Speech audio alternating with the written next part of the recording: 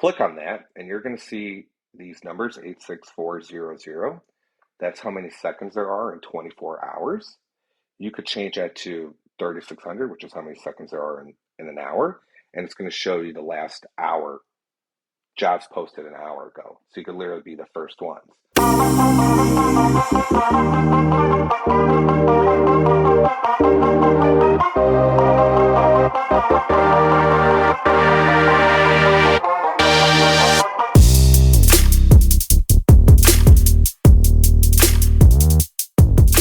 Thank you for checking out Real Talk Personal Finance. Shit's about to get real.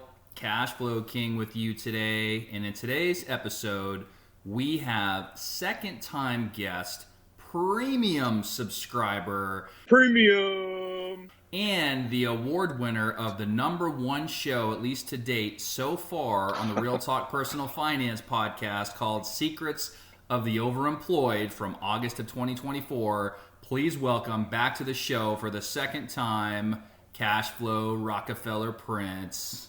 Yo, yo, yo. Hello. How is everyone? Everyone's probably doing great, and I think they're going to be really excited for this episode. I know I am. You put together quite the outline, and some things have changed. So to all the listeners out there, if you guys haven't already listened to, as I mentioned in the intro, Secrets of Overemployed featuring Cash Flow Rockefeller Prince, we put that out back in August of 2024. And it is by far the #1 most downloaded show of the Real Talk Personal Finance podcast. So if you have no clue what Overemployed is, or you missed that show, if you're a newer listener, you may want to go back and check it out. But for today, we're going to talk about basically overemployed to unemployed and back, essentially, right?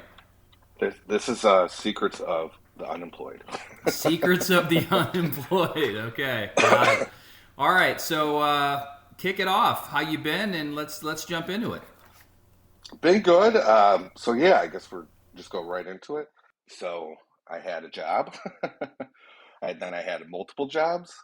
Then I didn't have a job, and now I have a job.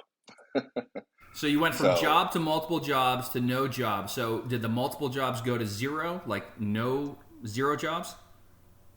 Correct, 0 jobs. Okay, walk us through.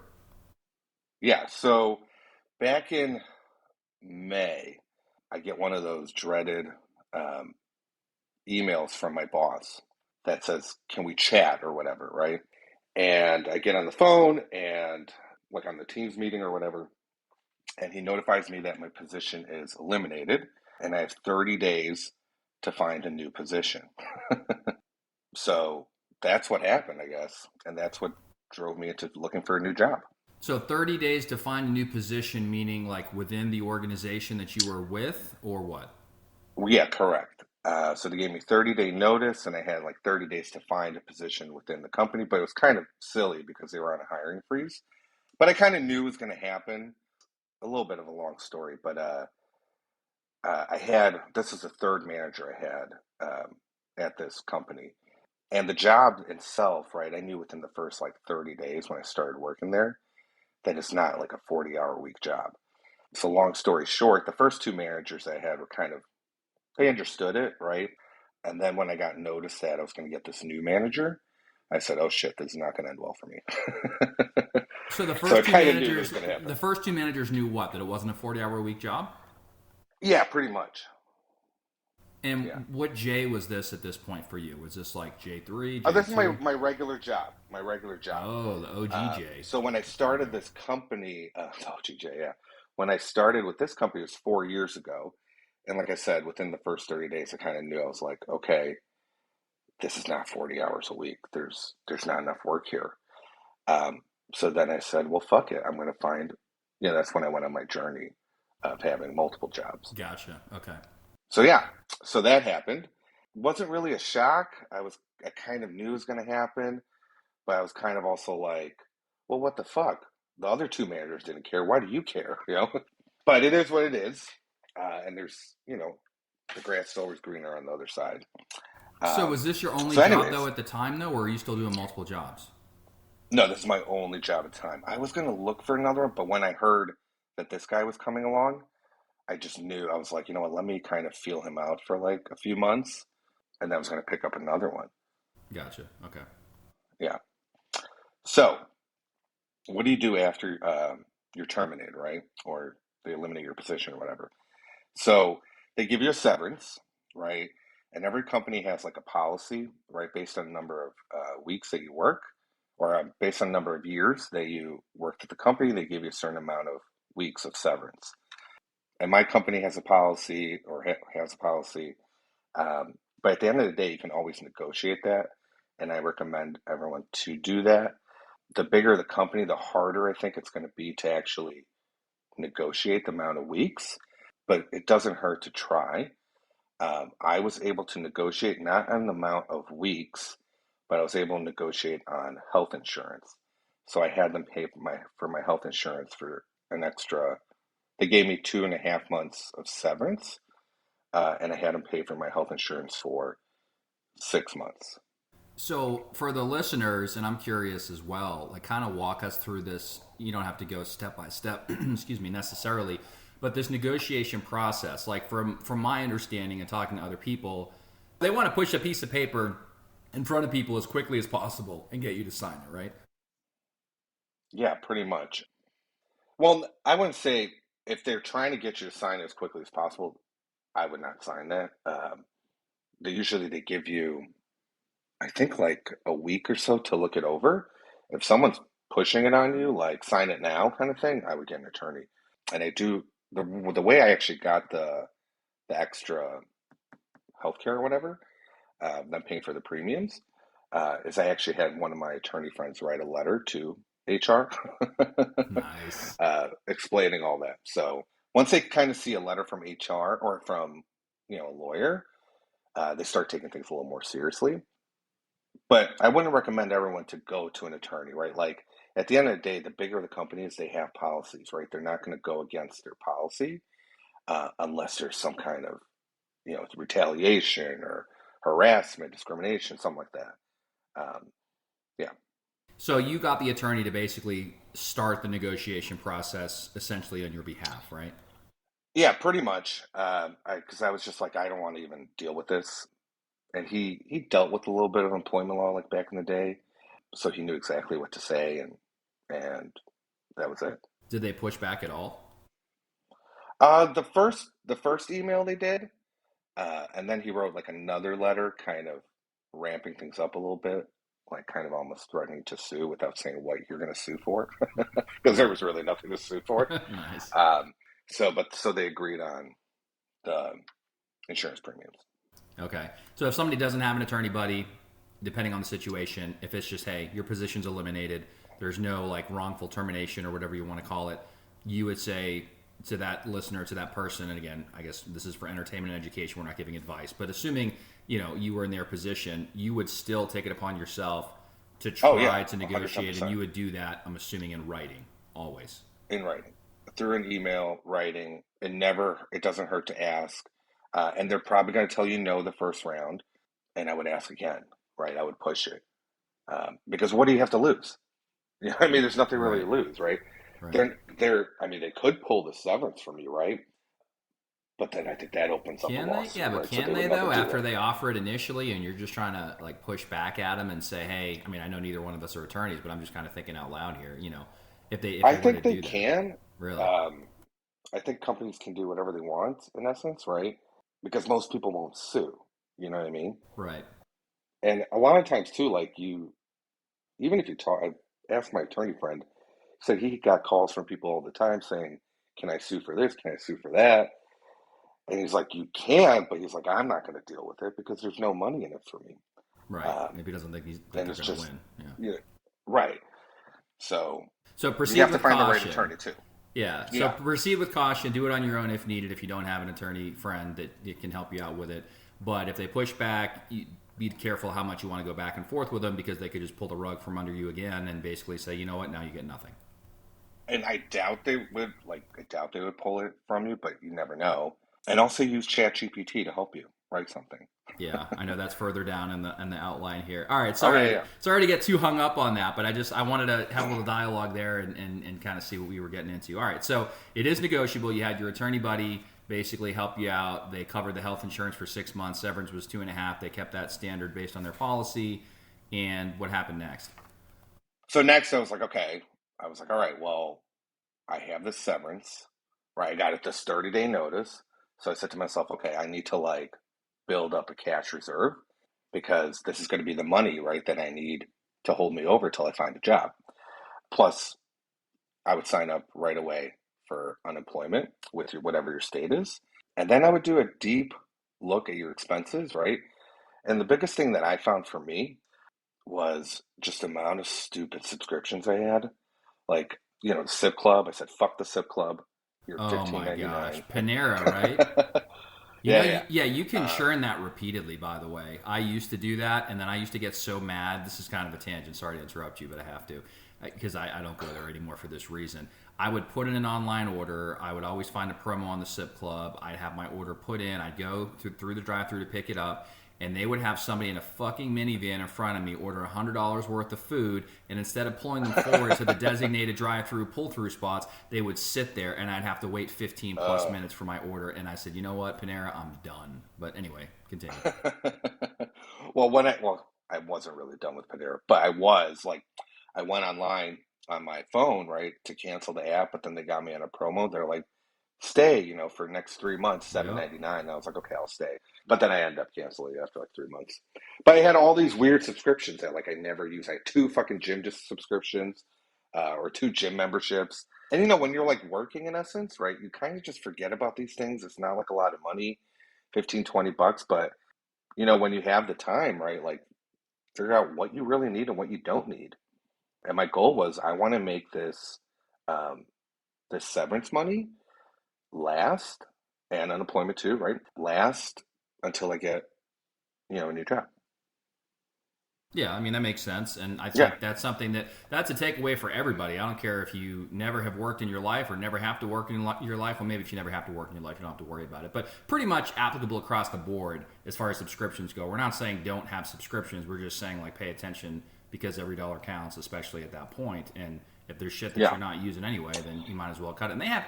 The funny thing is, I've seen ads. I don't remember the company, but they have like apps for this now where you can actually search or the app will search for you for a list of subscriptions that you have. And I believe I don't know how they get away with this or how they do this or what, if you have to sign a POA or whatever, but they reach out on supposedly the customer's behalf to actually cancel those subscriptions for you.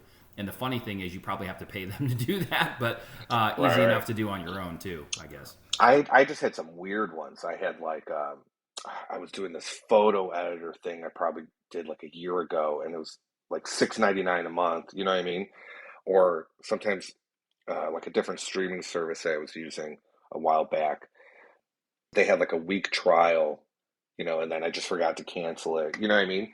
Oh yeah, it Um, happens. so The yeah, one yeah, thing yeah. he didn't cancel though, everybody, is his Real Talk Personal Finance subscription. That thing stayed right where it needed to be, and we appreciate you. Oh, that's so funny. Premium.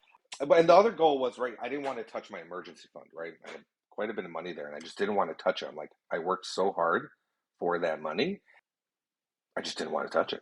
I was like, that's mine. I'm going to use everything that I can in order to, kind of survive in essence with this, severance money and the unemployment money. And I'm proud to say that I was probably 2 weeks away from going into my emergency fund. I was going to ask you that. Okay, yeah. Yeah, yeah. I was 2 weeks away. So I got it done. And the emergency fund, right? That's the next thing. It's kind of really going to, if you don't have one, I recommend everyone, the first thing, once you listen to this, like you need to start, putting money away for an emergency fund, right? Because if you ever do get, fired or terminated from your job or whatever, that emergency fund is just going to dictate the way you go into this job hunt, right? You're going to be more confident, right? Because there's nothing worse, especially in this job market. It's a really tough job market. There's nothing worse dealing with dumb HR people, stupid managers. Oh And then you man. have to stress about money too on top of it, right?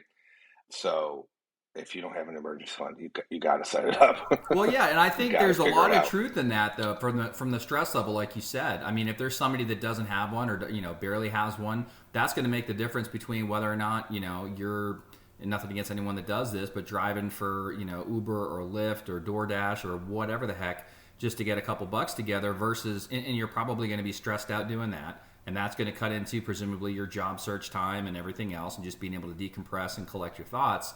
So now you're worried and you're scrambling to do things like that instead of just being able to focus on the job search and I'm sure we'll talk a little bit about this at some point, being able to take it easy. Maybe it sounds counterintuitive, but maybe you take a vacation. Didn't you take a vacation? I did. I took two. Hell yeah. And that's the next step, right? You got to start looking for work. And to kind of piggyback off what you said, decompress, right? Like after you get let go, do not go into searching for work. I did within the first like 3 days, and that was a terrible idea because I got a call like right away from one company, and I took that call. I sounded like a complete moron. I had no idea what I was talking about. You know what I mean? And yeah, so I would just take some time off to like really kind of just figure out what you want to do, how you want to position your story, what kind of work you're looking for. Yeah, like make this work for you. That's what I kind of decided is, use this as an opportunity for something better, Yeah. pretty No, much. that makes sense. So you applied right away, even though in hindsight you wish you hadn't, because you felt like you were taking the next steps and checking the box and moving forward, but in reality you just weren't ready to have that conversation yet. Oh, not at all. I'll never forget when I think it was literally the first week, like right when they gave me the notification, you have 30 days where and your position's being eliminated. I was like, okay, well, I might as well start looking for work because I still have to go to work, right? I had 30 days. So I said, well, fuck it. I'm not going to do, there was a little bit of work to do, but I said, fuck it. I'm not doing that work. My work now is going to be finding a job. So I applied for this one job within like the first 3 days, I want to say. And I got a call and we scheduled like a pre-screen, which we'll go through and stuff. And it was bad. Like I just didn't know what I was talking about. I had no stories prepared.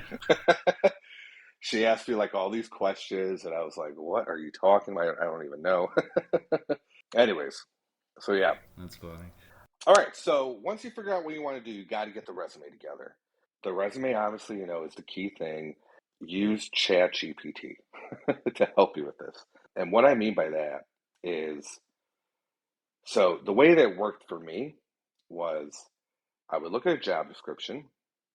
I would literally copy that job description, paste in ChatGPT. I already had a resume, right? Developed just for my own, you know, while just doing this. Yeah.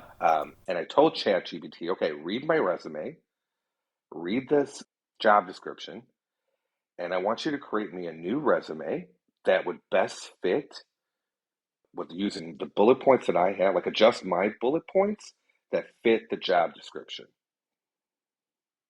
And it would pop something up, right? And what's good about that, right, is these companies, they all use something called an ATS system. An ATS system is an applicant tracking system. So imagine like when you go and look for a job, or you find a job on LinkedIn and you click apply or whatever, and it takes you to the company website. And you have to start filling out all your information and you upload your resume on the company website or whatever on their job posting. And then it kind of like it takes everything from your resume, right? And it puts it on the screen, right? Where it says like you worked at this company with these dates is what you did there. There's also a section in that screen or whatever. It's called skill sets, right? And if you did a good job with that resume, this ATS system should pull out keywords from your resume, right? And it populates it in the skill section in the ATS system, right? So when you're in ChatGPT, I know this sounds really confusing. You might have a No, ton this of is questions. interesting. I'm taking notes here. Yeah, go ahead. So when you're in ChatGPT, also give it a prompt saying make sure this passes an ATS system. So when you're applying for a job, right, and like the dates are not picking up, or it's not picking up the name of your company, or it's not picking up maybe some of your certifications, The reason why it's not picking it up because it's not your resume is not formatted to an ATS system. And the way an ATS system works, and I've been fortunate enough where I've worked in them. Imagine, so when you apply, right? You hit apply, right? You're on LinkedIn, you hit apply and it takes you to the company page, you fill out their application. That goes into what they call an ATS system, right? And imagine it being like a Google search, right? Where someone in HR could say, okay, I only want to see people that worked at Microsoft. And it's going to pull up all the applications and put them at the top, right, of the list, and put like a big green check mark next to them. And these are the resumes that someone's worked at Microsoft. And they can do those filterings even like deeper, where they're like Microsoft for, they have to work there at least 10 years, right? And let's say I worked at Microsoft for 7 years. I wouldn't be put to the top. I would probably be put to the middle. I would be put as like a yellow check mark, right? Saying like I'm there, just not all the way there, right? Interesting. Okay. Um, yeah, so that's how these things work. So when there's a skills section in the applications, and the big system that everyone uses is called Workday. I don't know if you ever heard of it, Yeah, I but it's have. a big ATS system. Yeah. So when you're in like a when you're in that job application, right? That's the user interface for Workday, and at the bottom there's something called skills, and that's where even if even if the system didn't pick it up from your resume, just manually put in some good skills, and I would literally have Chat GPT, like I would ask them like, what skill sets do you think this job needs, and then I would just copy that shit in there. So is this when you're talking about Chat GPT? So I'm imagining like you have this, maybe on your phone or your laptop or whatever, and you're copy and pasting the job description, you're copy and pasting your resume, you're giving it the prompts that you mentioned, and are you going back and forth and refining this like with Chat GPT as you go, or are you just dumping all this in up front? Sometimes both. Like if the ATS system didn't pick up with a lot of my stuff, well, that didn't happen to me because I just made sure that I've applied so many freaking jobs that I knew exactly where some of the, like why my resume wasn't being picked up by the ATS system. Interesting. So I would just correct it. Okay. Um, yeah. The other key thing that I would do um, is at the top of your resume, right underneath what's it called, your name, right? Like the first thing on your resume should be your name, address, email, phone number, and LinkedIn URL, right? And underneath that, I would literally put 4 to 5 bullet points, right, in one line with keywords. Because HR people, there's any HR people here. I don't want to say that they're dumb, but you have to dumb it down, right? Because they get so many of these fucking things, right? That they're looking for specific things. So if there's a job posting that you really, really like, and you're reading through it and you're like, oh my God, I know this one system, right? And they're talking about this one system in the job posting, right? Put that right at the top. You know what I mean? Because more than likely, right, the HR person's looking for someone with that system and they don't want to read through your shit, right, to see if you know that system or not, right? So does that? And a, Sorry, go ahead. and a lot of times too, like titles are important, right? So like if you're a manager, director, vice president, CEO, whatever, right? Sometimes these companies, what I noticed is they're hiring for a vice president of marketing or sales, whatever. They don't want to take someone that's been a director. They want someone that's been a vice president, right? So if you've been a vice president before, right, they don't want to, if it's right there at the top for them in bold, right, they don't have to, they already know, okay, this guy's been a vice president. Let me keep moving on. And I'm actually going to read through the resume. You know what I mean? Yeah, so that's Because if what you they have to mean in kind a of sense start, by dumbing it down. Like you almost have to, if you're, I don't want to necessarily say the word overqualified, but basically if somebody, like you said, your example, okay, they're a vice president and then above that being a director level, even if they've been a director level, but they're able, willing, or whatever, wanting to take a step back and they're applying for a VP role, then put that you were a VP, don't necessarily get into the director thing. Maybe if they're lucky enough where HR reads the rest of the resume and they get the interview or the pre-screen or whatever, then maybe that's the time, and maybe not. I don't know. You tell us, but maybe that's the time to I bring up the I director thing. well, to be honest, I would do if you're a director now and you want to be a VP, uh, and you're applying for a VP job, I would still put VP at the top and leave the and whatever, let's in your actual work experience, you're a director, they're just going to see that, right? Let them make that decision, right? To Okay. either pre-screen you, you know what I mean, or So not. what happens if you get to the point, and I'm playing devil's advocate here for the sake of, just conversation Hmm. and entertainment for the listeners too. Like, let's say you did that, all right? We'll use the VP director example. So the person was a director, the director's in the body of the resume, and then right below their contact information at the top, because they're applying for a VP position, they put vice president or whatever. And then somehow HR reads through and they're like, actually, yeah, this is good. And they connect with that individual. Is there any is that frowned upon? Be like, well, why the hell did you put vice president when you were a director? Is No, that because the no, job no is one, asking for no vice one ever. president? No, if someone asked me that, I would say, well, that's because the job is a vice president. So I'm just kind of laying it out there. Um, it seems like cheating almost. I mean, maybe a little bit, but I mean, it, it does nowhere in your job description said like you have to be a vice president to apply for this, right? Right. And if that's the case, I mean, they would never interview me, Yeah, I right? guess. I mean, I guess the goal Um, is to get the phone to ring and get the interview, right? right, exactly. But also be careful what ChatGPT is saying. Like when ChatGPT creates you a new resume, right? Read through the shit that it's writing because sometimes it doesn't make any sense.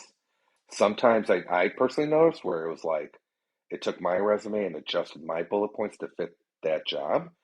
And I was reading through and I said, well, I don't even want to fucking do this. I'm not applying to this. Right. Sometimes ChatGPT would help me like really figure out if I want to even apply to this or not. Saved you from going There through was an interview for some bullshit job you didn't want in the first place, but you didn't realize at the time. exactly. And I learned that, I don't want to say the hard way, but I did interview with this one place and ChatGPT put this one system that I never even fucking used in my life. And in the interview, it was, oh my God, it was a group interview. And this one lady was like, oh, I see here you use so and so system. And I go, what? I'm like, oh, that's a mistake. That's a mistake. And she's like, oh, okay. And she's like, it's in your resume. And I go, yeah, that must have just been a mistake. And then we just moved on. And they bought it? They Yeah, bought well, it? I didn't get the job, but Okay, okay. yeah, we just moved on. Interesting. But yeah, so yeah, so that's that. So get organized, right? Keep because you're going to have all different types of resumes, right? Coming out of ChatGPT, and get an Excel spreadsheet together. Put a date, what position you applied for, company name, and the resume that you used, right? And have that all like in a Excel format, right? Because you are going to get calls from people, and you're going to be like, and you. What sucks about these stupid systems is a lot of them you can't go back and see the resume you used, right? And that's going to be the driver of all your stories and what you've done, with work and all that good stuff. So you I'm, just want to keep track of all that. so Excel. Excel is your friend. So Excel, yeah. So you're going to apply to a lot of jobs. Yeah, it's make sure you keep track of everything. So the next thing I want to talk about is the job boards, right? You have LinkedIn, Indeed.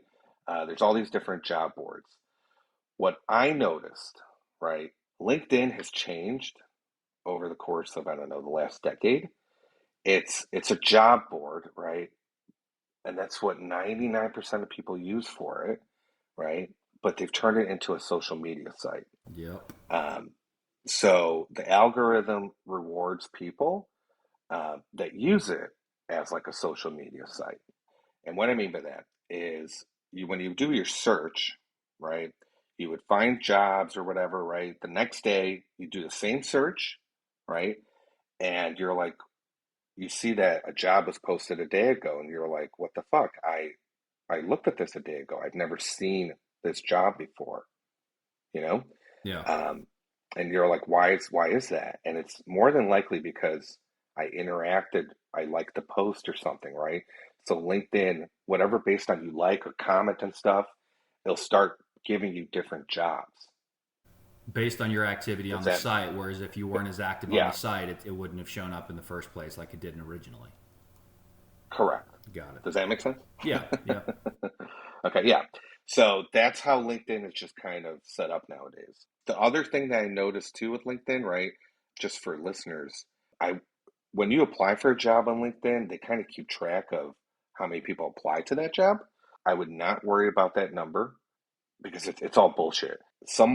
If anyone just clicks apply, it counts it as a number, Even if right? they don't fully submit Uh, their info.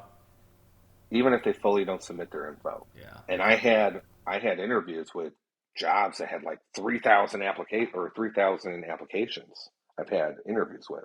So I just would not worry about that Do you think they do at that all. to be able to charge companies more money for advertising or using them for their job I think postings? it's more for probably that, and also they try to probably give companies more analytics, like who's applying for your jobs, or I don't know, maybe um, jobs or companies that don't get a lot of applicants. They could be like, hey, well, this company does really well, and we have the metrics, but that's because they use this feature or some shit like that, right? Yeah, and then they can upsell them. Um, It's all a fucking money grab, I yeah, feel like. Yeah. yeah, for sure. Indeed, also garbage. It's just, I think it's like a bunch of scam stuff on there. A good one is Simply Hired. That's a pretty good site. It's actually what it does is when you put in your criteria, whatever job you kind of want, when you put in the search bar, it gives you stuff that like is like just jobs that are like concrete jobs that are like they're just not shit, if that makes sense. Because like when you What go do you through an mean? Indeed, because a lot of times on LinkedIn and Indeed, there's no offense to sales, but there's just a ton of sales stuff on there, Oh yeah. right? Yeah. Oh, you're going to make a quarter And million dollars a year and it's 100% commission and our top person doesn't even right, make right. that. So what Simply Hired does, they just take all that nonsense out, and I think they have some kind of feed into like other smaller job sites that maybe, there's some companies that just don't use LinkedIn, right? And they put it on this Simply Hired. And Simply Hired has a way better interface than I think than Indeed or LinkedIn. Uh, it's just pretty good in my opinion. Interesting. All right, so this is simplyhired.com. Simply HIRED, simplyhired.com for Yeah, the listeners. it's Okay. pretty good. Okay. I did get my job through LinkedIn, but I got pretty good luck with Simply Hired. Well, you can get your Um, J2 through Simply Hired then, right. right? Okay, so I would apply for jobs within the first 72 hours because the earlier you could get in there, the better. Because you have to kind of think about some of these HR people, right? And these companies. Not, depending on the size of the company, right? If you have like if you're going to be applying to a large, 10,000 person plus company, they have a lot of systems, in place to kind of filter everyone out, right? If you're applying to medium-sized companies, they might not have some of those systems, right? If you're applying to like a 50 person or less company, the way it works is literally an HR person is getting an email. So if you have 2,000 people applying to it, they're not going to look through anything. They're going to look through the first 100 and just pick people. You know what I mean? Yeah. So I would still apply even if you missed the 72 hours. But there's actually a LinkedIn hack to kind of do all that. So if you ever been on LinkedIn, it's a little software engineer trick. When you go on LinkedIn, you type in, your job that you want, right, and location. You hit enter, and then you could start filtering, right? Your pay. Do you want this remote? Whatever, right? And then there's a section called posted. When was the job posted? Click on the past 24 hours, right, and hit Hmm. enter. And then when you go to the URL screen, right, where it says www.linkedin.com /blah blah blah. Click on that, and you're going to see these numbers 86400. That's how many seconds there are in 24 hours. You could change that to 3600, which is how many seconds there are in an hour, and it's going to show you the last hour jobs posted an hour ago. So you could literally be the first ones. And that kind of beats the algorithm a little bit because it's going to show you anything that was posted the last hour based off of your job description, whatever kind of job you want. So you're just clicking on it, and then you're editing within the URL at the top of the screen. You're looking for those numbers, the 86400, which is 24 hours, and you can change it to 3600 for 1 hour, and then just basically Or you hit can change enter. 7200, Right. 7200 for the last 2 hours, whatever it is. Yeah, and then you hit And enter, and it's just going to reload with those parameters. it's just going to reload the jobs that have been posted the last hour. That's So interesting. it's the fresh new jobs. You're the first people, you're probably the first one to look at it. You beat out the algorithm in essence, right? Because someone might be clicking and commenting on stuff, right? And they might not see that job for, another 2 days or something. You know what I mean? Right. So that's a good trick. Yeah. All right. I This like next it. one That is might make the fun. teaser clip. We'll see.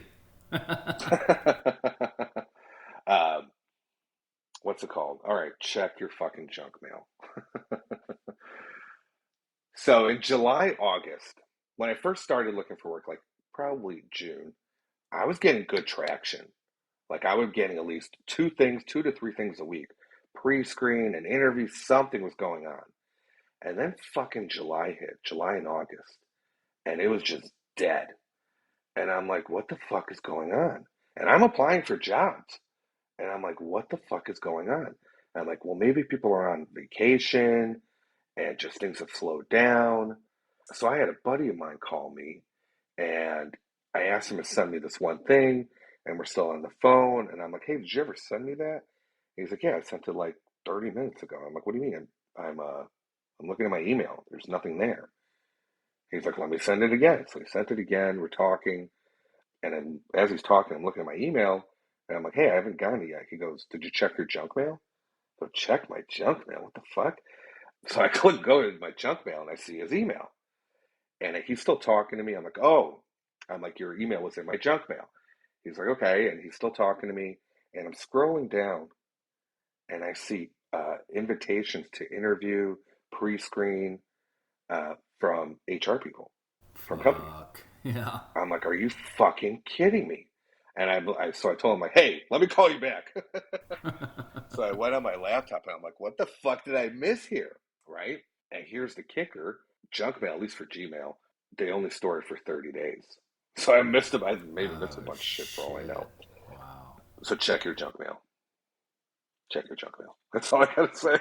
Yeah, that's wild. uh, And yeah, yeah, yeah, yeah. I've even noticed it on. I use Yahoo, I use Gmail for the show, but yeah, I make it a habit to do that now because kind of off topic somewhat, but like there's a property provider I've talked about on here before, and we buy some single families from them. And every now and then it'll go cold, but if I go to my spam folder, sometimes the houses make it to my inbox, and sometimes they get trapped in the spam folder, even though I've added them to whatever the equivalent of a safe sender list is and all that bullshit. So yeah, I would say job search or not, it's always a good best practice to at least scroll through it here and there if you can. So Yeah, yeah, for sure. So I would make it kind of part of my routine when I'm searching for jobs, like at least every other day, just look at it, see what's new in there. so what is your Um, routine? I think that goes into our next thing here. You mentioned routine a couple times. yeah, so looking for work, you could go crazy. You can't fucking sit in front of that computer all day. I know everyone says like you should network and all this bullshit, but you have to like. I personally, my routine was I would look for work Monday, Wednesday, Friday in the mornings, and then I would just do whatever I needed to do. Okay. And you should develop some kind of routine because you literally can't sit there all day looking through the stuff because you'll literally go crazy because it's literally sometimes the same fucking jobs over and over again. And I would see jobs that like where I applied to, but these companies are still reposting the job. They're reposting it. And I'm like, does this job even fucking exist? Right? Yeah. It's just I think wild. we talked about So ghost I, jobs on here at one point. That's the yeah, whole I mean, thing. it might be a ghost job for all Yeah. you know. Yeah. But yeah, I would develop some kind of routine. I'm a morning person. That's when my brain is really fresh. That's when I would kind of look for jobs. And then throughout the day, you kind of, if you get interviews or whatever, you prepare for those, right? So So here's a yeah. question. This is kind of random, but I've heard different takes on this. I've heard people say when you don't have a job, your job is looking for a job, and you can take that however you want to. But I've heard people say that they will get up and dress up as though they were going to work and literally sit there in fucking like dress clothes or No, fuck that. whatever. Okay, so you don't subscribe to No, that fuck that. theory.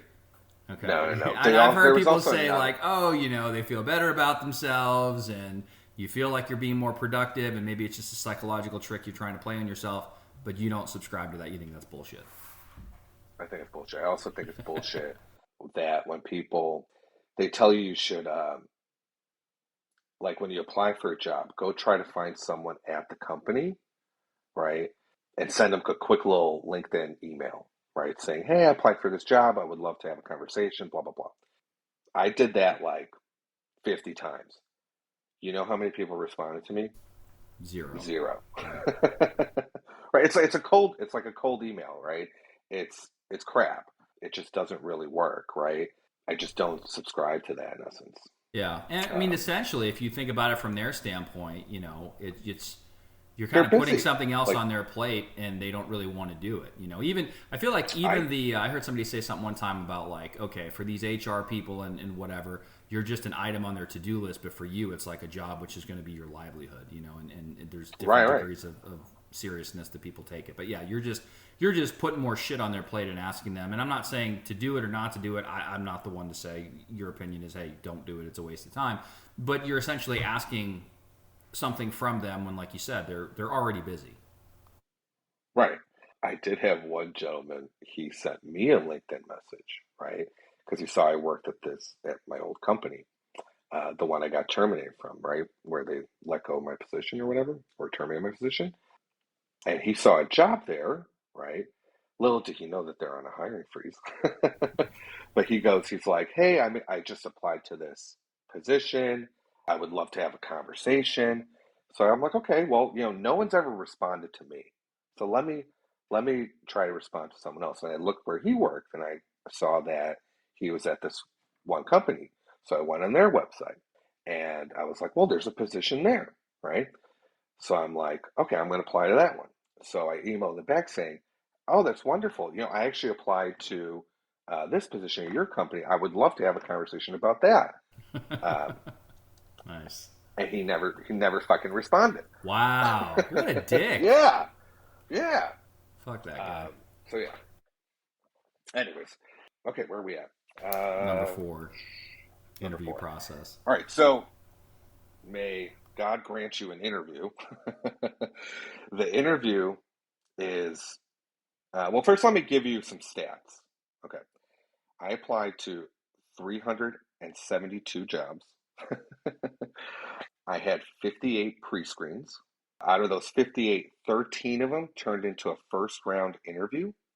Out of those 13, 4 of them turned into a second round interview. And out of those 4, I got a third round interview for 2 of them, and then I got a job. let me say that again. Wow. Wow. Yeah, 372 applications, 58 pre-screens, 13 first round interviews, 4 second round interviews, 2 third round interviews, and then 1 fucking job. I was just doing so. I was taking notes and doing some numbers real quick, and actually, I mean, yes, that's a lot, but at the same time, there's probably people screaming at their phone saying, "I applied to whatever." Their numbers are probably going to be larger, but even like 372 jobs and then 13 first round interviews just to get an interview, that's only about 3.5%, which it might not seem like a Exactly. ton, but arguably It percentage is. wise, I think that's really good, isn't it? That's very good. Yeah. And I'm telling you right now, I think the trick was dumbing that resume down, right? Hmm.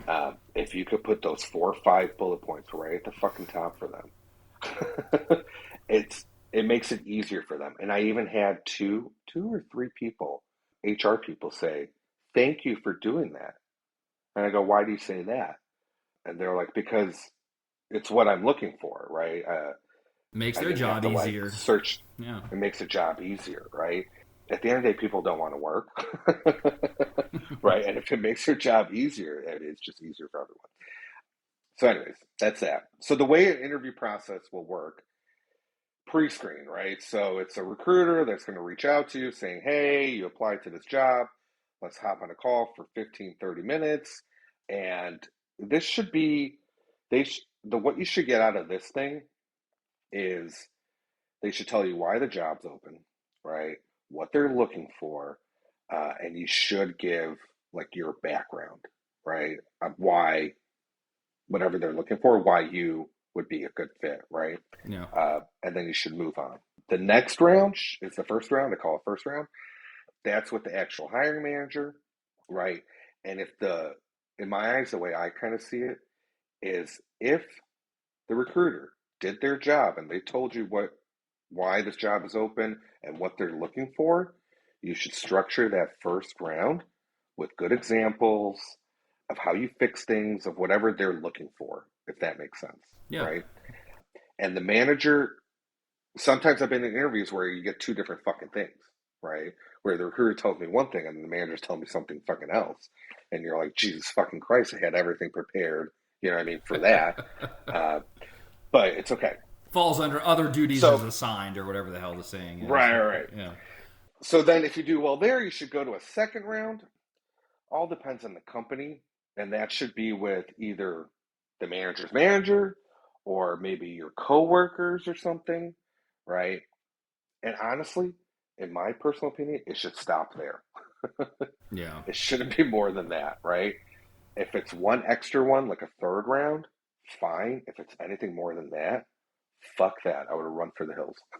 Would you though? Because like I feel like part of it is Yeah, them. I would. They're like testing people to see how much they can take, presumably. And then No, at the fuck same that. time, you have all this emotional and time commitment, energy, whatever, quote unquote, invested into the process. You just say, fuck it. At that point, I'm done. Like, I've given more than I should have, and I'm just going to cut my losses at this point. It all depends if I really, really wanted this job. And this is where the emergency fund is really important, right? Yeah. Like if I didn't have one and I needed money, I would go through their fucking hoops, you know? But because I have that, right, I'm not dealing with that bullshit. This is I'm going to just vary not. widely, and we've talked about this on the show before, but I'm curious from your perspective, if you were to say to the listeners, ballpark, what should they be targeting for their emergency fund? And I know there's a whole host of factors. I'm just curious your opinion on that. Uh, I'm probably different with this. I like to have like a year, Okay. which is a lot. I think it's a lot. But to be honest, I have a year now. I have more than a year, but I want even more. I just like a lot of cash sitting there. I know it sounds And silly, no, but it it doesn't just makes sound me feel silly. better. There's nothing wrong with that. We're actually going through this process right now. We used to have this thing, I think we still do on one of our tabs, called like layers of safety. And it's basically, if shit hits the fan, here's where you go first, second, third. And, I do these different Yeah, models with like, yeah, yeah. okay, brokerage account, assuming the market crashes and it drops to 50% of value, what is that in terms of number of months? And then what about cash? And you kind of go through all these other things. But everybody's a little bit different about that. Now, when you say 1 year or more than 1 year, just to be clear for the listeners and make sure that I'm understanding what you're suggesting here, you're talking about of expenses, not of income. Expensive. Okay, good. Because Expensive. there's and Yeah. for some people, those numbers unfortunately can be very close to the same. But in an ideal world, if they're putting some money away during their, while they're working, and they have some sort of a savings rate and they're investing money or whatever, you're talking about what does it take to keep food on the table, to keep the lights on, to essentially exist. And that's the number we're targeting in terms of number of months. So when Cashflow Rockefeller Print says 1 year or more, it's 1 year or more of expenses. It's not necessarily 1 year or more of income, just to be clear for the listener. Just pure expenses. Gotcha. Um, it just, yeah, and having that, right? You can be choosy with jobs. And I'm going to get to this next section, right? This job market, right? It's tough, right? You have to be in it to really fully understand it. A lot of times these companies, no one gets back to you. You're just dealing with some dumb fucking people, rude people sometimes too, right? And when you have that, I mean, you could kind of be rude back. Yeah, You know what I yeah. mean? Or just not take their shit. You know what I mean? Right. I think we talked Uh, about this on another show I recorded pretty recently with another guest, but the whole idea of FU money, right? The fuck you money thing, or for, the podcasts out there that aren't explicit, the fun unlimited as some people call it. But pretty much you don't have to take their shit because you're going to be fine, and maybe you need a job at some point someday, but you don't need one right this second. And if that's how they're going to be with your interactions with them, then they can go pound sand pretty much. Right, pretty much. But to be honest, if they're just kind of rude to you, it's not the place you want to go to. That's true But too. if you don't have an emergency fund, right, and you're thinking about how am I going to pay my mortgage or whatever, you're going to take people's shit. You know what I mean? Yeah, no, Because you got to I pay bills. 100% agree with that. I think that's like one of the most underrated things, especially for somebody that's in the workforce, is having the ability to step away for a period of time. It doesn't necessarily mean that somebody has to be completely 100% financially independent, but even if you have, in some cases, as few as a couple of months, and hopefully more likely 6 months, 12 months, or more that you're able to sustain, then all of a sudden you can be a little bit more bold. You can say, actually, no, I don't think I want to participate in that project, or whatever the case is, right? Do that at your own risk, of course, but it gives you a sense of empowerment in the workplace. And I've noticed that, I might have talked about that on previous shows years ago, but I've noticed that in even my own working life. And, as an advisor, it's a little bit different because I'm mostly dealing with clients. But, even from a company standpoint, I've kind of have, I don't know if you want to say I have this reputation because that probably doesn't sound good. But I'm known as like, hey, Cash Flow King doesn't take any shit, and he's Yeah, going to bark right back at you. So you better watch it with him. And it's not because I'm a mean guy or anything like that. It's just I'm not going to let somebody run over me because you guys need me more than I need you, pretty much, right? And right. and when you're in that Exactly. position, you can, I don't want to say you can flex a little bit, but you can, and you can, it just makes your life easier, which I would even argue, to bring it full circle for the employer's benefit, it makes you a more productive person at work because you're not thinking and worrying about money. Why do you think all these companies, especially these large organizations, have all these financial literacy programs and all these other things going on? Because they want their employees, to a certain extent, to become somewhat educated and somewhat comfortable with their finances, so they don't bring their anxiety and all the bullshit to work, and they Into can the actually workplace. be Yeah, productive employees, right? So it does kind of come full yeah, circle. It serves them just as much as it serves the individual. But as an individual, I think we all, that's something that we can, really look at. And to the listeners, if it's not a place where you are now, that's okay. But as you build into that, and your runway, as some people will call it, gets a little bit longer, your financial runway, and your reserves build up a little bit, you may even notice in yourself just a newfound degree of confidence and just unwillingness to tolerate bullshit, basically. So, yeah. anyway, before I forget to ask you, But where do you keep? mhm. You can finish what you were going to say, and then I'm going to ask you where you keep your emergency fund in terms of types of accounts and stuff like that. Okay, what I was going to say, touch on your point, I guess. I don't know if you remember, we did. It was you and Q Crusher. I gave you like my stats or something, my numbers, Yeah, we did a and I financial. wanted Yeah. something like that, and I wanted to do syndications and rentals and all that shit, right? Yep. And going through this process, I was actually thinking about it like a couple months ago, and I am in a good financial spot. And because I'm in such a good financial spot, I would say, at least for me, that I can literally say to myself, no, I'm not ready for that shit, right?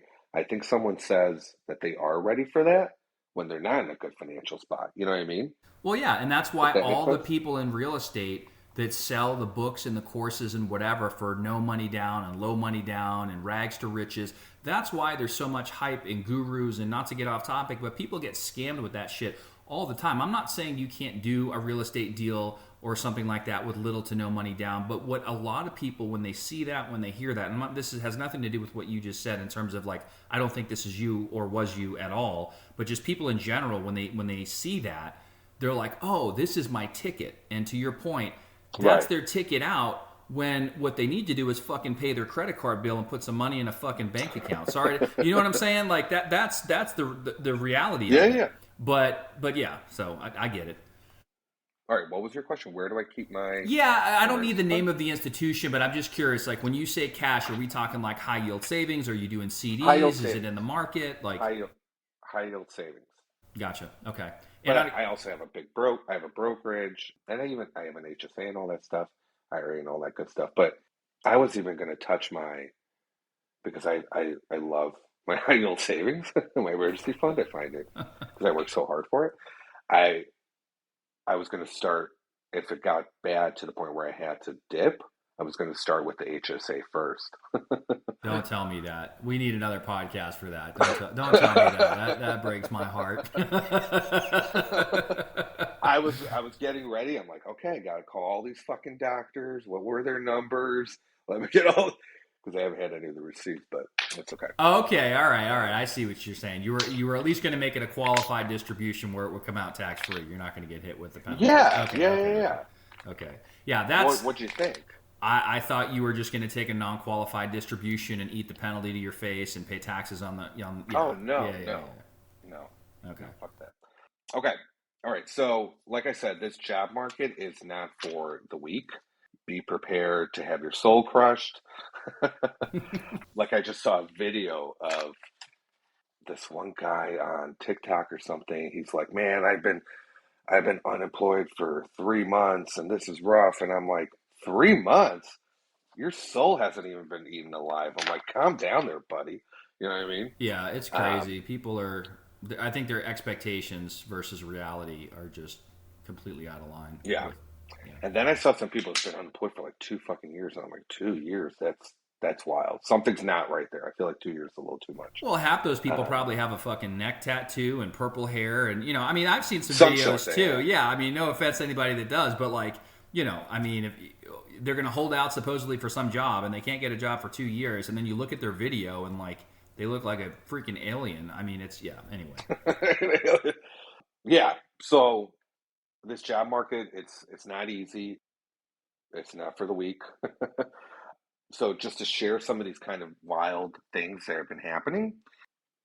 So I wanted to share some like I wouldn't say bad interviews, but just some stories that happened to me over the last 7 months since I started this journey. So this is probably within the first 2 weeks or so, or that first week when I started applying and not realizing what the fuck I'm doing. So I applied to this one job, decent company. I want to say maybe like I don't remember all the details, but like probably 100, 200 people, right? Decent size, I would say. I applied for the job online. I get a phone call, and I don't pick up any phone number that I don't recognize because it's half of the time it's like spam, right? yep. So it's a recruiter. She leaves me a voicemail. She's like, "Hey, Cashflow Rockefeller Prince, I saw you apply for this job. Let's have a conversation." So I give her a call back. It goes to voicemail. I said, "Hello, I applied for the job. Call me back." And then she called me back again, and I just wasn't near my phone. And then I get a text message from her saying, "Hello, Cashflow Rockefeller Prince. I saw you apply for this job. Are you available to interview?" And I'm like, "Am I available to interview?" I'm like, "Yes, I am." And she's like, "Well, when can you interview?" And I go, "Interview with who?" Like you, the manager? And she goes, "Interviewing with the manager." And I'm like, "Don't you?" I'm thinking to myself, "Don't you want to like pre-screen me? You know what I mean? Like to make sure I know what the Yeah. fuck I'm talking about at least, right?" So I go to her. I'm like, "Yeah, sure. I guess I'll interview with the manager." And so we agree on a time. And then the next day, she texts me again saying, "Hey, what salary would you be interested in?" And I'm like, "Geez, we're really gonna do this through fucking text?" You know what I mean? Um, so I'm like, "Well, whatever. Fuck it. I'll tell her, right?" So I threw out a number, right? And she's like, "Okay." Then the next day, she sends me another text saying, "Hey, the manager asked me if you have this certain experience, right? This certain skill set, which I do not, right?" So I wrote back to her saying, "Yeah, very experienced in that." uh, That's awesome. yeah. So then I was like, it was maybe like 3 days away from the interview, and I go, "There is no way I'm going to fucking go through this. This is going to be an hour torture nightmare. He's going to be asking me all this bullshit. I'm not going to know what the fuck he's talking about. There's no way I'm going to like do this interview." So I texted her saying, "Good, bad news, good news. I got a job. Bad news, I can't interview with you." And I was obviously lying. I didn't get a job, right? But Right. because I just did not want to go through with Yeah, that just that. seems. And some of the stuff that you said she was asking you, I think you mentioned earlier, can be handled in the pre-screen. You know. Right. That's I was waiting for that. I just Yeah. didn't understand why I was going through text, but whatever. All right, the next one. Oh my lord. Okay, so I applied for a job. I get a phone call from a recruiter, and I do the pre-screen or whatever. She's like, I want to. She's like, you seem like a great fit. I want to just put you on the calendar for the manager with the manager. So we work out times. Wonderful. The day, an hour before that interview, the recruiter says, "Hey, the manager has some stuff coming up. Can we reschedule for the next day?" Shit happens. No worries. So reschedule for the next day. Like an hour before that interview, the recruiter emails me saying, "Hey, can we push it forward an hour?" Okay, no problem. So an hour before that, she says, "Hey, can we reschedule for like 2 days from now?" And I was like, Jesus fucking Christ. Okay, this is four times already, right? So we get to this fourth time. I get on the fucking call. Let's say the call started at 1. It's 1:05. It's 1:10. No one's there. Right? So it's supposed to be like a 45-minute call. And I'm like, it's 1:15. So I send an email to a recruiter. I'm like, what the fuck is going on? You know what I mean? And I said, you know what? Fuck it. I'm just going to wait this 45 minutes out. I went into my living room. I was watching TV. I was making some lunch and shit. That's You know what awesome. I mean? I'm like, fuck it. Like, I don't care. If you pop on, like, that's not my problem, right? So they didn't pop on. And I said to myself, you know what? Fuck this. Yeah, really. Fuck these people. And this is a big company. Okay. So I said, you know what? Who's the chief people officer, the head of human resources? Because this is pure bullshit. So I found the chief people officer and I had their email, structure. You know what I mean? Right. So I was like, I'm going to send this fucking person an email telling them that this is complete and utter bullshit. You have idiots working here, right? This is not a good like image for your company. So I did that. The next day, I get a phone call from the chief people officer apologizing, right? Saying, Cashflow Rockefeller Prince, I'm so sorry this happened to you. She was like, I was actually looking for new work like 2 years ago, and I know how frustrating this could be. We clearly failed here. If you're interested, she's like, I am personally going to reschedule you. And I said, okay. Yeah. Yeah. Uh, so we were scheduled, and like a couple hours before the interview, I said to myself, this is going to be fucking horrible. I just completely ratted this manager out. You know what I mean? Right, right. Um, but I was like, whatever, fuck it. So I went through the interview. Wasn't too bad. But a month later, they decided to cancel the job. They're not ready to hire yet, is what they told me. Wow. Yeah, so that's how wild it is, right? All right, so the next one. There's a lot of these, No, that's man. fine. This is good. So they can't wait. So how far did you get with that? You did that one interview. It seemed to go well, and then crickets. And then a month later, they give you, "Hey, we actually canceled the job," or what? Yeah, I would say about 2 weeks later, they're like, you know what, we decided to cancel this job. We're not ready to hire. We don't know why we even need this fucking job. Pretty much Interesting. is what they said. Okay. So the next one, this is more just a personal thing with me. So I don't like people being late. It's not that I don't like people being late. I understand things happen and it's fine that things happen. But all I want is acknowledgments. No one has to apologize, just an acknowledgement. And what Right. I mean by that, right? So I had an interview set up with this one manager, and let's say it was at 1 o'clock. This guy doesn't fucking pop in till like 1:12, and no, like, hey, I had a call that ran late. Do you have an extra 10 minutes? I know we're supposed to go for 30. You know what I mean? Like, do you have the extra 10? Right. He Human doesn't even fucking say, I am decency. sorry. Yeah. Human decency, right? Not this fucking guy. This guy was like, just went right into it. So, what can you tell me about blah blah blah? Which was just, and I was like, I looked at my watch, like as he was saying that, and I go, it's 1:12. And he goes, what do you mean? And I go, well, it's 1:12. Are we still going to do the full interview? You know, he's like, That oh yeah, yeah, yeah, we that's are. I'm like, awesome. okay, Calling his ass yeah, out. yeah. Anyway, so What kind of that's watch that. was it? My watch is an iWatch. An iWatch. Okay. Okay. Anyway, so the next one's kind of wild. So there's so with recruiters, there's two types of recruiters. There's outside recruiters and recruiters that actually work for the company, right? So an outside recruiter is just like a third party firm, right?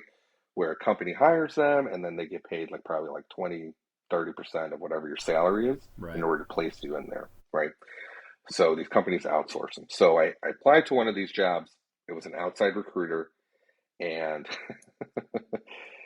the lady, we schedule a call, like a pre-screen, and I swear to God, I've never been drilled like this before in my life. It was just wild. She literally went back, like, to my college days. Why did I choose that major? She went back through every fucking job, all the way down to my college, right? And I've had a lot of jobs over the Interesting. years. And she wanted to know exactly what I did there, like exactly what I did, why I choose major, blah, blah, blah. Then that was 45 minutes. Then she spent the next fucking 20 to like 30 minutes of behavioral questions. Like, if you were at a grocery store and you saw someone stealing, what would you do? I'm like, what? What the fuck does this have to do with anything? If you were an animal, what kind of animal would you be? Like that kind of questions, Yeah. right? Yeah. Yeah. Uh, and I'm like, what the fuck is all this about? And a lot of them were a lot of these behavioral stuff with stealing, right? And I'm thinking to myself, what is going on at this company, right? Like, what is going on there that she's asking me all these behavioral questions about ethics, like very ethical stuff, right? So then she's like, okay, well, do you have any questions for me? And I go, fuck yeah, I do, because you spent the last hour, 20 minutes, grilling me. So I go, what's the name of this company? And she goes, well, I can't tell you that. I go, okay. And I go, this was a C-level position, right? And I go, well, I see that they have the C-level position already, on their website. Why is this position open? I can't really tell you that. Okay. I go, you asked me the last 20, 30 minutes about ethical stuff. Is there something I should be aware of? And she goes, well, you're really, how would she put it? Like, you really hit the nail on the head there. And I go, okay. And then I go, you know what? Just tell me what the next steps are, because you're not going to answer any of my fucking questions, right? Right. Yeah. Uh, so, anyways, I ended up interviewing with that place, and I started asking these questions, and the manager was like, I have no idea what she was doing. Well, why she was asking this stuff. And I'm like, okay. So it's sometimes it's like just a waste of fucking time. That's weird. So that was an Um, external recruiter that trying to place you, and that's why she didn't want to yes, give the name of the company. Okay, got it. yeah. She eventually did, right? Once the manager saw my resume and all my answers to the questions, she gave me the name of the company, right? Yeah, she's got to protect Um, her compensation, essentially. Yeah, yeah, yeah, yeah. Or actually, no, she did give me the name of the company during the interview, and I looked them up during the interview. I But got you. anyways, Okay. um, all right. This one was just funny. So again, email, and the subject line says "invite to interview," and I was like, "All right, let's go." I read the message, the body of the email, and it says, "Thank you for taking the time to interview with us. We've decided to move on with other candidates." And I go, I never fucking interviewed with you. What the fuck? What is going on here, right? So I said, you know what? I'm going to fuck with this. So I responded back saying, well, these are the times that I'm available, That's great. to see if anything happened. All right, the next one was kind of really Well, wild. so wait, what? You Um, got to leave us hanging there. What happened? they never responded to me. Oh, okay, okay. But that's what a lot of the stuff is, right? Sometimes these HR people and manager, they just never respond. Yeah, it just goes into a Um, dark hole to, somewhere. yeah, they just ghost you. Okay, this one was kind of really wild. So I apply online, go through the pre-screen. I'm interviewing with this manager. And I really, really like this job. And I was like, man, I really want this job. 10 minutes into the interview, we're on Teams. I'm looking at this manager. He's like not looking at me anymore. And he's typing away. And I'm like, what the fuck is going on here? And I'm talking about my background, blah, blah, blah. And he stops me and he goes, I'm really sorry to do this. But Castro, Rockefeller, Prince, can you come back in like 20 minutes? Do you have something? Can you just come back in 20 minutes? I go, what? I'm like, okay, I guess, right? Wow. So I come back in 20 minutes. No one's there, right? And I'm like, well, how long do I fucking wait around, right? And then this woman pops up and she goes, oh, hi, I am so and so's boss. I just wanted to let you know I didn't want you to be like left hanging here, but we actually terminated him just now. What? And I go, well, can I apply for his position open? And she goes, to be honest with you, she laughed. Uh, and she goes, to be honest with you, I don't know if we're even going to be hiring this position anymore. And I just want to apologize to you because this is just not right. I'm like, okay. Wow. Uh, and I never heard back from them. All right, the last one. So this was so frustrating. So I get a like one of those like an invite to pre-screen, and it's one of those calendar things. What are they called? Calendly or whatever, Yeah, yeah. where you can like click on the button and you choose a time. So I chose a time. Let's say I chose noon. I log into the Teams meeting 11:58, right? And I get an email 11:59 from the recruiter saying, "Hello, Cashflow Rockefeller Prince. You didn't accept the meeting, so I'm canceling it." I go, "What? What? What the fuck are you canceling it? What are you talking about?" And so I respond back to her, right, in the email. It's like, "Hey, I'm not sure what you mean. I'm on the call. Like, I'm on there, right? Like, just hop on. You know what I mean? Right. I'm like, or do you want to reschedule? Like, what's going on?" Never responds to me. So I said, fuck this. This is another email to the chief people officer because this is like totally this individual's department, right? This recruiter. So I sent him an email saying, hey, I was really excited to, interview here and I was totally into your values and made up some bullshit. And and I'm like, just the way this individual handled it doesn't really go with your values. You know what I mean? And also, I think you have to be a little more flexible. Like, you're all on Outlook, right? Because they're a Microsoft product. I'm on a fucking Gmail, right? Especially on a phone, you can't accept, right? On your phone, you have to do it on your laptop, right? Yeah. Um, so there has to be some flexibility, right? And a day later, the chief people officer, this man, responded back to me saying, "We clearly failed. I do want to apologize." He's like, "I'm definitely going to pass this feedback on." Blah blah blah. So that was the end of that. Um, Yeah. These. Yeah. That's crazy, man. It's a bunch of bullshit. yeah, yeah. All right. So last thing. So the next thing. So I will probably look for. I mean, at some point, I hope not. And you never know, right? But there might be another job search in my future. And going forward, the way I'm going to do it differently, right, is I'm not going to apply to any jobs that don't have any salary posted. How I'm many just does not doing that it weed anymore. out though? Like, does that has to weed out a whole bunch of them, right? Not yes and no.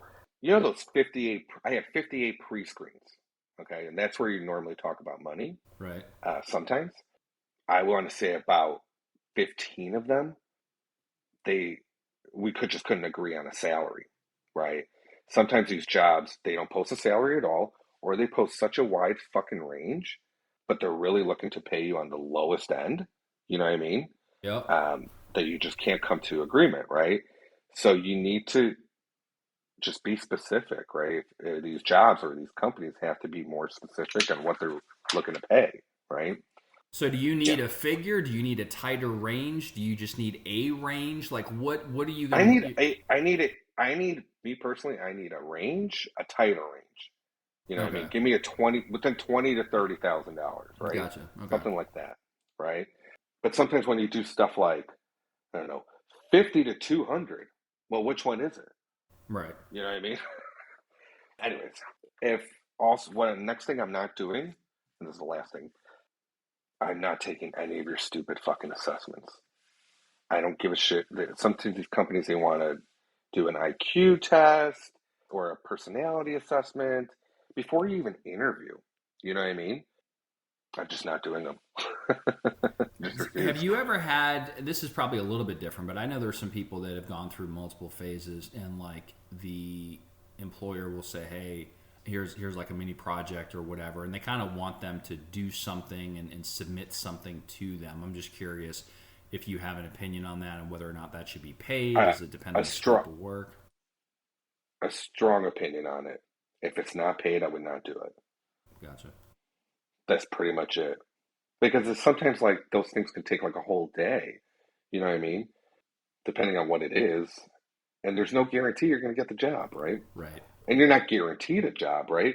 But I don't think if you couldn't figure out that I'm the right person for this job after 3 or 4 rounds and you want me to do some kind of case bullshit, then that's on you, I feel like, right? Yeah, I mean, I don't Um, know. I've heard there's certain places that will do that, and some of them supposedly even do that just to try to get, essentially a consultation or somebody acting as a consultant for free for them, basically, yeah, and then never even hire the position, which I think is complete bullshit if they're doing that. yeah. I don't know if that's true It or also not. depends on the type of work it is too, right? Like I know I've heard marketing people tend to do a lot of that case stuff, sales too, because they want to make sure you know how to sell, right? Everyone could Right. say on paper, right, that they're President's Club or whatever, right? Yeah.